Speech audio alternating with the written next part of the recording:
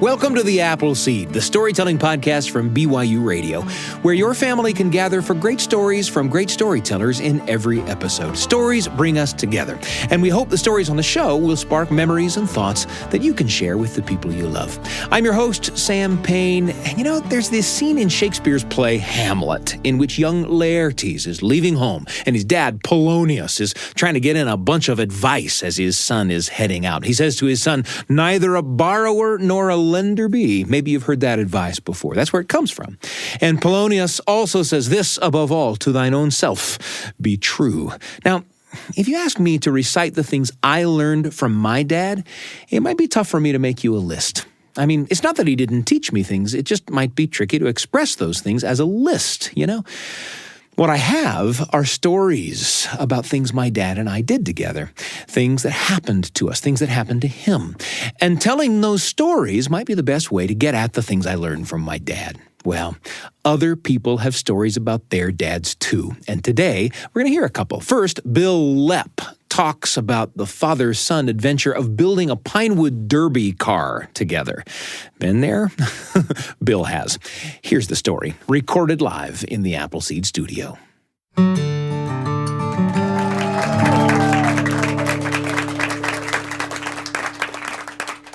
When I was a little kid, probably like a lot of you men in here anyway, I was in the Cub Scouts.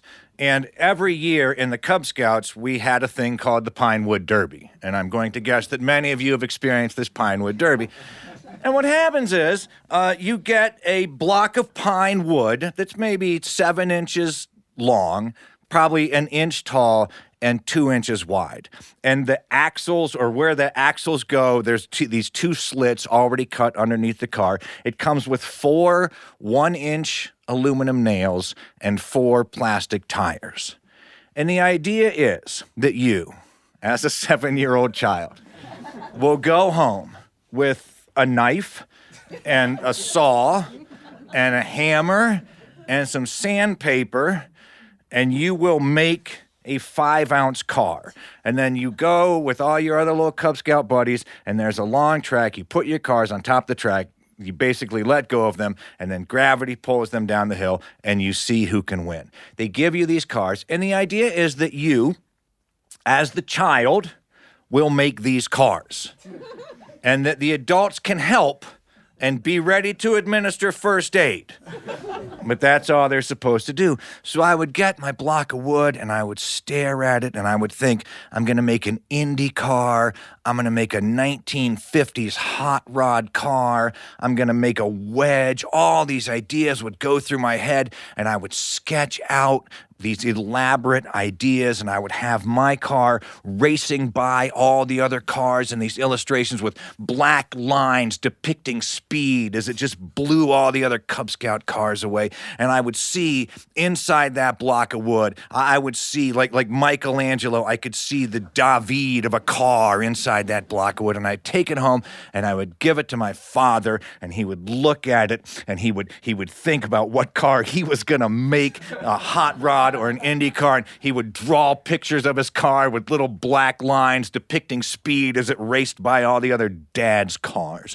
Now,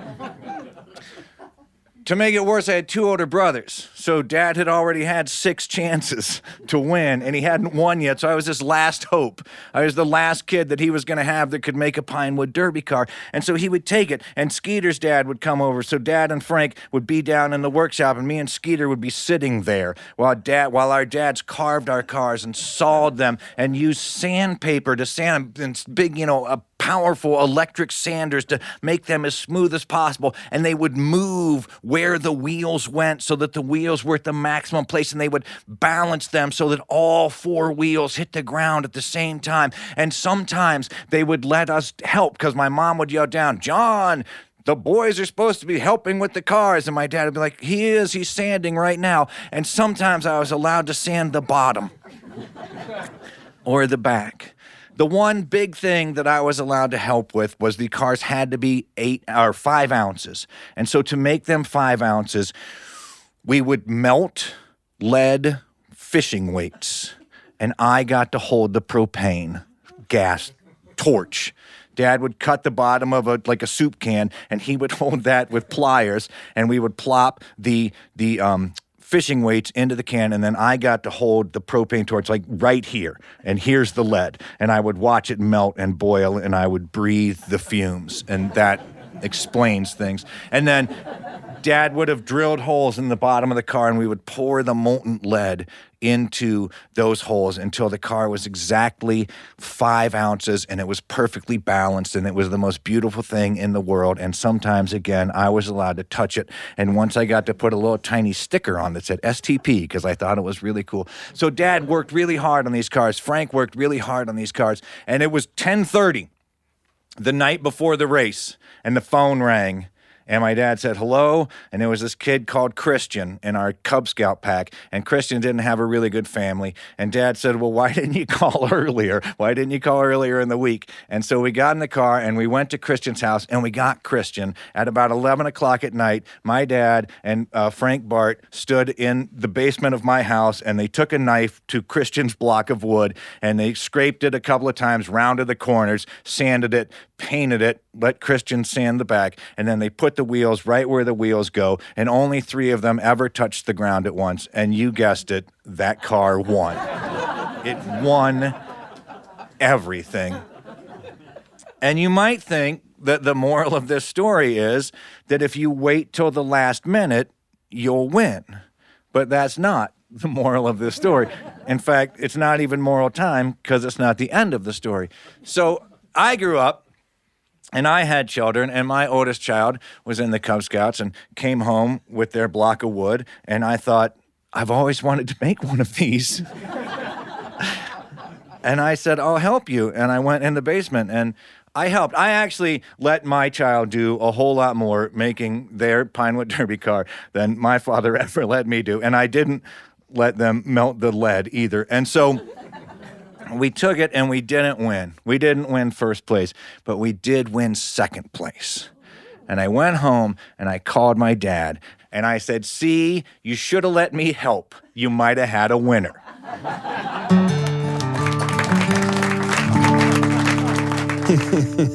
That was Bil Lepp with Pinewood Derby. And hearing Bill's story reminded me of a memory I shared with my dad when I was a kid, maybe 9 years old. In this memory, there's a guy who works with my dad who, we learn, owns a sailboat. And my dad arranges for himself and my little brother and me to go sailing with this guy one afternoon after work. And we do. I mean, sailing way outside our experience, impossibly exotic. After all, we lived in a desert. Dangerous, even, the thought of sailing was, though we weren't at all frightened. After all, my dad will be with us. An amazing adventure this will be, and we're almost beyond words. We're so excited. And the day comes. We climb into Dad's car, and we follow the skipper out to the lake. And here's the thing. The sky, all blue and clear when we set out for the lake, is now a low ceiling of gray clouds. No rain, just a slate gray sky. And the skipper keeps looking up with a worried face. And he tells us that if there's rain, we better not be out on the lake. But man, we're hoping and praying because the thought of not getting to sail out on the lake is one we can't even bear. And after all, should there be any actual danger, we have our dad there. There's nothing from which he can't keep us safe, right? And there's no rain now and not even much wind. So the skipper decides it's okay to set sail. And he straps us into life jackets, and soon we're scudding across the surface of the lake, and the dock is receding behind us, and it is everything. The bow cutting through the surface of the lake, the rising and falling of the boat, the sound of the wind in the sails. It is all we had hoped it would be. And we're out for about 10 minutes when the fabric of my dad's windbreaker begins to whip against his shirt. And the skipper is looking at the sky again, and now there are raindrops, and the smooth surface of the lake is whipping into peaks all around us. And everyone in the boat knows the score. Our sailing afternoon has come to an end. The skipper turns the little craft around, and we head for the dock, now bobbing distantly ahead of us. And pretty soon, it looks not like a gentle rain in which we'll play it safe by heading in, but a surprise squall in which we're fighting for our safety. And in that squall, I look up at my dad's face, and it's not calm. He's worried. He's watching the dock, hoping but not sure that we'll make it back. Well, we do make it back. By the time lightning cracks across the sky, we're safely in the car, out of sight of the lake. And soon we're safely in our beds. It's a while before I go to sleep. Lying there, awake, I realize that it's a different world than it had been this morning. For now, after a storm at sea, I realize a thing that we all learn, that there are troubles in the world that are bigger than my father's ability to keep me safe. The world was bigger than it had ever been, and my father, a tiny sailor like me. We've sailed a lot together since then, my father and I have. Sometimes he's helped me through the storm, sometimes I've helped him. Both of us all the time, just a little bit more awestruck than we used to be by the journey. And that's where Bill's story took me. Where did it take you? And who will you take along?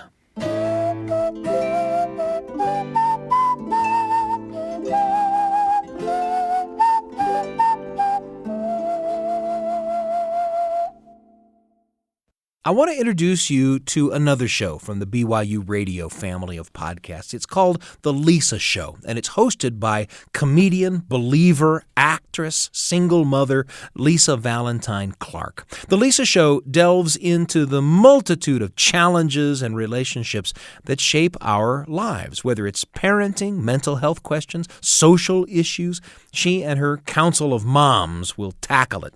She'll help you figure out this thing called life with a lot of laughs along the way. Lisa is a great person to hang around with. The Lisa Show, listen wherever you get your podcasts. You can find it on Apple Podcasts, Spotify, YouTube, all kinds of places to listen to The Lisa Show whenever you like. The Lisa Show from BYU Radio.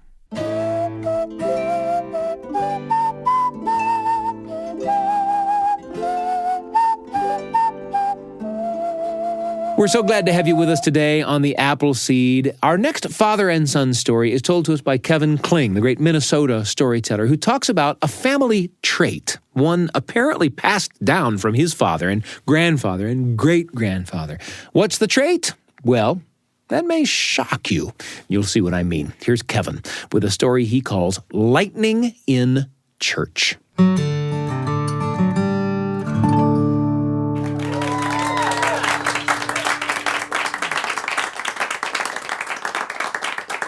Thank you all. All right, I want to tell some dad stories. My dad was a big influence on my life. And the first one I want to tell, my dad used to tell me, Kevin, you can go anywhere if you know where you're from. And I always loved that. And he'd say, you're going to spend the first half of your life running away from home and the second half trying to get back. And boy, is it ever the truth. Trying to find home when you're a kid, man, you just want to run. I just wanted to go anywhere. I wanted to go to the stars. So I'm the age that he was when he passed away. So when I look in the mirror, I want to see him looking back at me. But I don't look like my dad, but I really wished I did. I take after my mom. Actually, I'm really glad my mom's got really strong genes. So I feel really good that I take after my mom. But I think about my dad. Where did we connect? How did I connect with my dad when I don't look like him? And here's one of the ways I connect with my dad.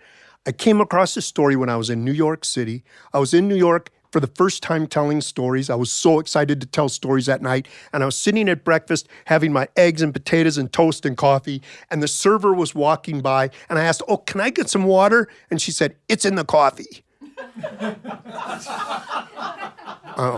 Okay, this isn't Minnesota. And I thought, man, it's different here. How am I going to get everybody aboard? They've probably seen more on the subway this morning than has happened in my whole life.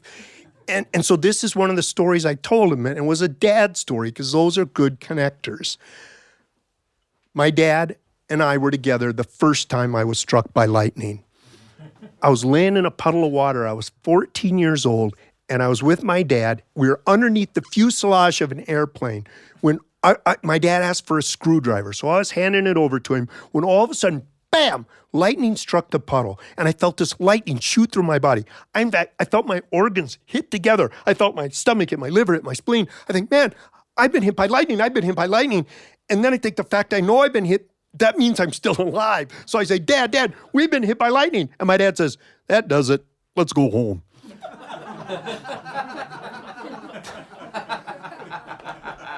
He's a farm boy, you know.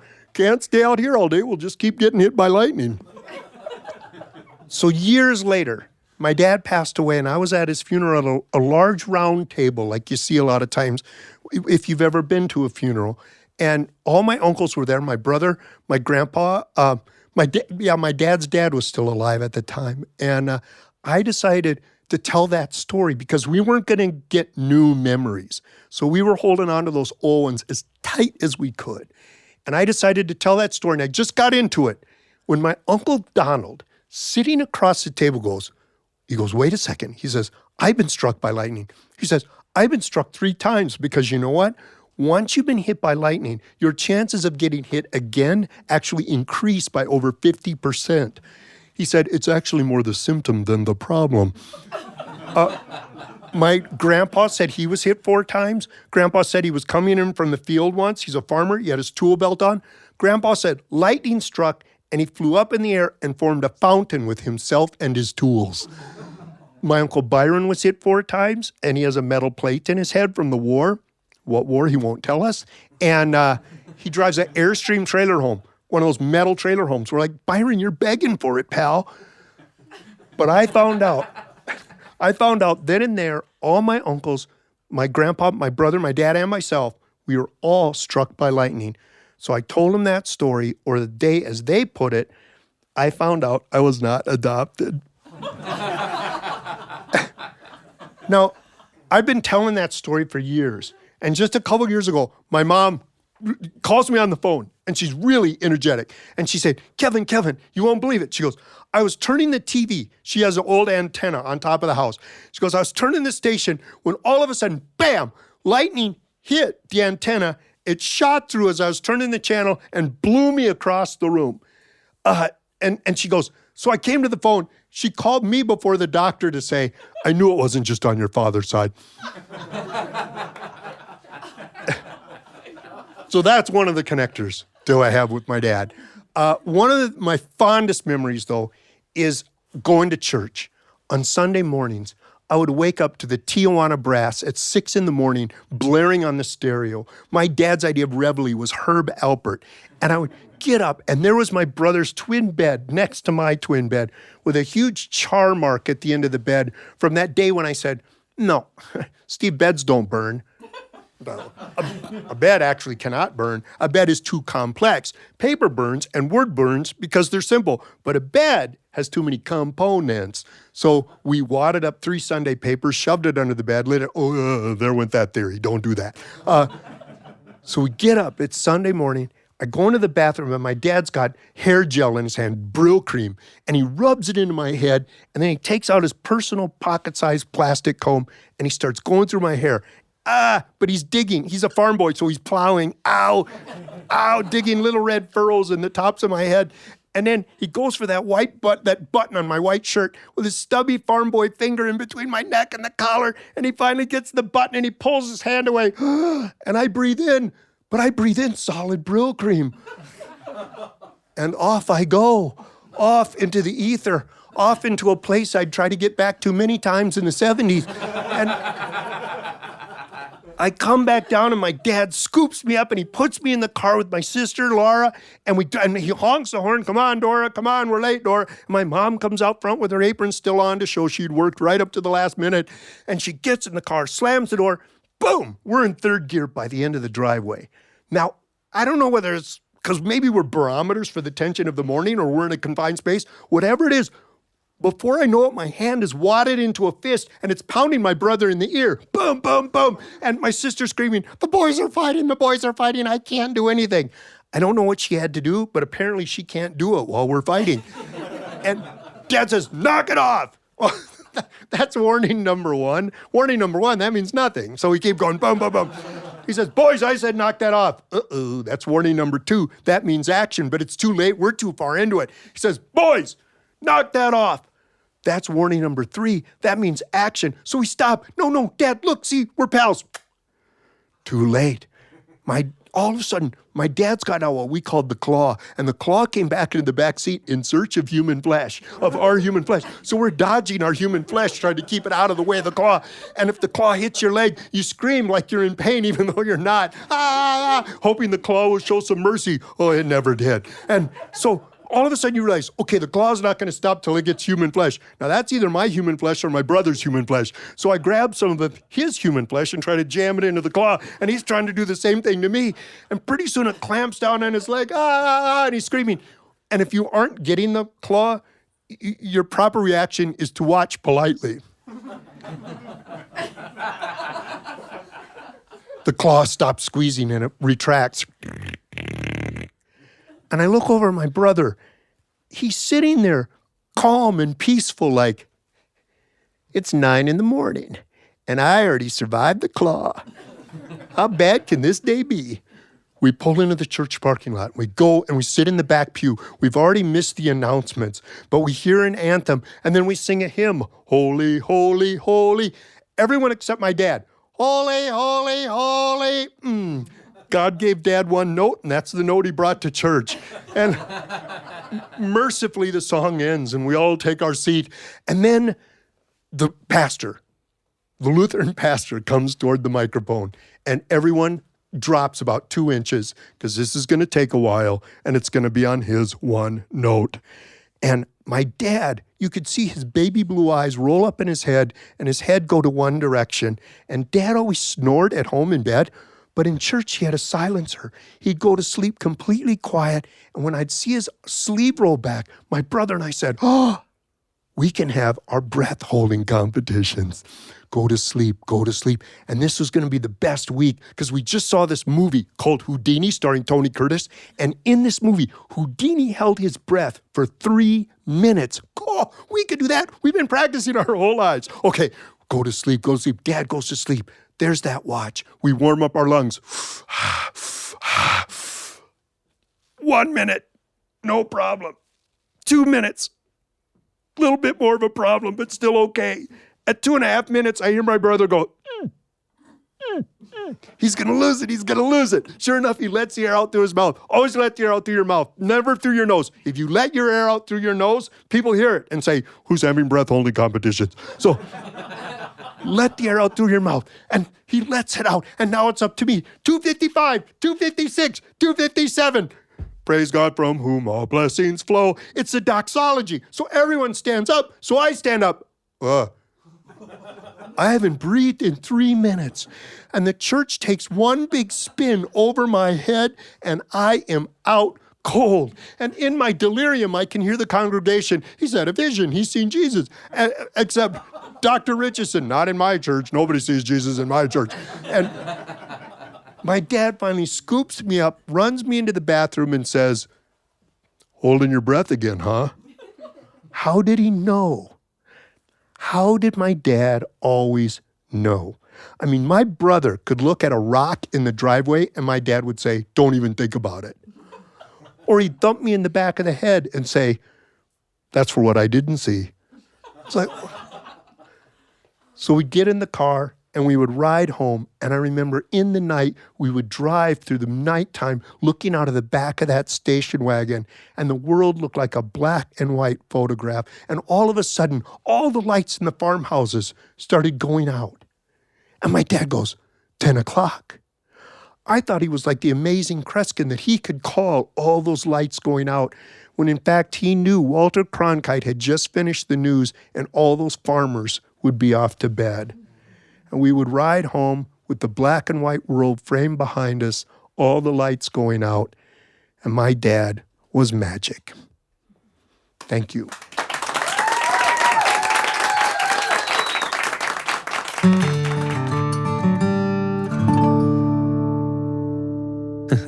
That was Kevin Kling with Lightning in Church. Do you have memories of your dad or your grandfather or your mom that have become important to you? Have you inherited any traits from generations before you that have surprised you? What moments have stuck with you the longest or keep coming back to teach you things as you need them? I bet you've got some stories. We hope you'll share them with the people you love. In fact, we hope you'll share the stories with us. We might share them on the show. You can tag us on social media or send us a message at theappleseed@byu.edu. That's the Appleseed, all one word, at byu.edu.